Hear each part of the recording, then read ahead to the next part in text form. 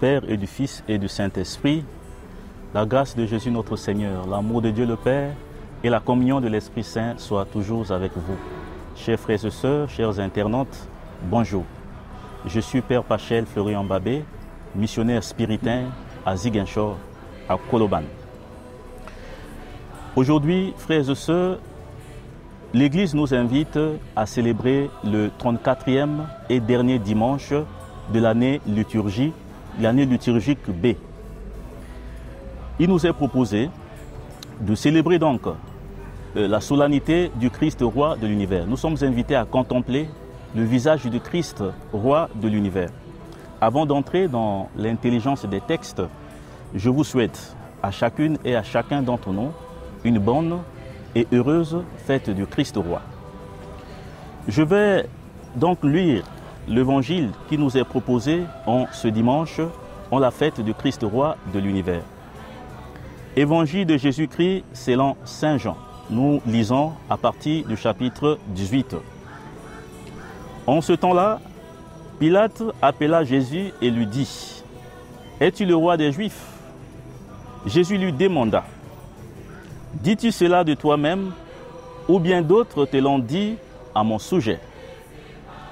Pilate répondit : « Est-ce que je suis juif, moi ? Ta nation et les grands prêtres t'ont livré à moi. Qu'as-tu donc fait ? » Jésus déclara : « Ma royauté n'est pas de ce monde.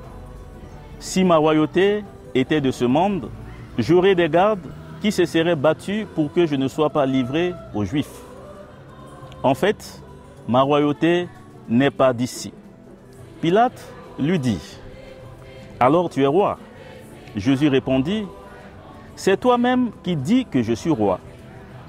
Moi, je suis né et je suis venu dans le monde pour ceci, rendre témoignage à la vérité. Quiconque appartient à la vérité, écoute ma voix. » Acclamons la bonne nouvelle du Seigneur.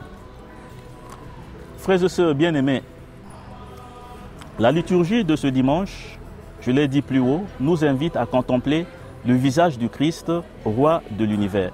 En fait, nous sommes invités à contempler un roi sous l'apparence, un roi divin sous l'apparence de l'homme. Revenons dans la première lecture. La première lecture est tirée du livre de Daniel. Nous sommes au chapitre 7, au chapitre 7 à partir du verset 13. Daniel nous décrit une véritable scène du couronnement des rois qui se passe dans les cieux, au ciel. En fait, il est question de la vision de Daniel. Dans sa vision, Daniel voit un vieillard, un roi qui est assis sur son trône. Ce roi est à l'image du Fils de l'homme. Nous sommes ici au IIe siècle, sous l'occupation grecque, sous le règne du roi Antiochus Épiphane IV. Le peuple d'Israël est persécuté. Israël, le peuple choisi, le peuple élu, le peuple des saints. Il est persécuté, il est piétiné, il est écrasé. Le peuple n'est pas libre à rendre culte à Dieu. Le prophète Daniel voit dans sa vision un roi qui viendra libérer le peuple sous l'occupation grecque. Donc la vision de Daniel ici résonne comme un message de réconfort. Daniel invite le peuple à tenir bon, malgré la persécution, malgré le fait que le peuple est écrasé, malgré le fait que le peuple est piétiné.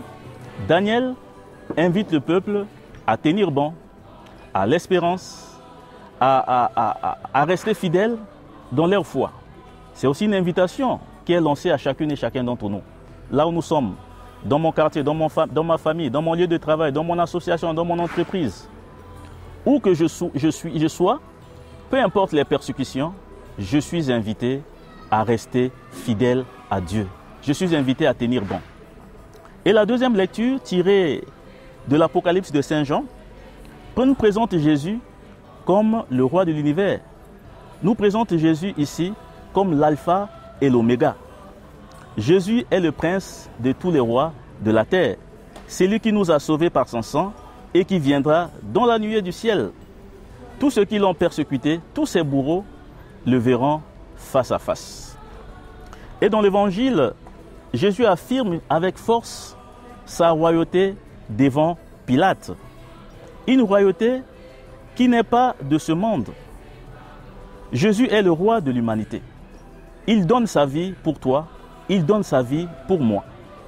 Il n'a pas d'autre ambition que le service. Comme il nous dit dans Matthieu chapitre 20, le Fils de l'homme n'est pas venu pour être servi. Le Fils de l'homme est venu pour servir et donner sa vie en rançon pour la multitude.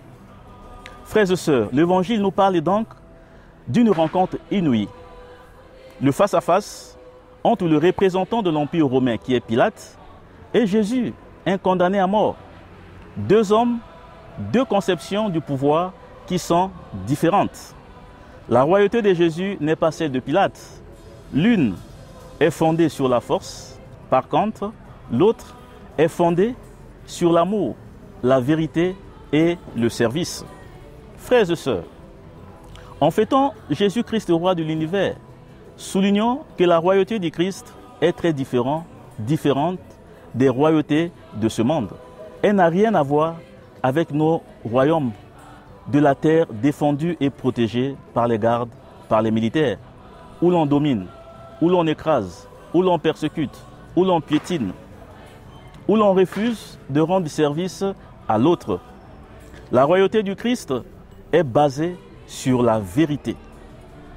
La royauté du Christ est basée sur l'amour et le service. Il est dit lui-même, « Je suis venu dans le monde pour rendre témoignage à la vérité.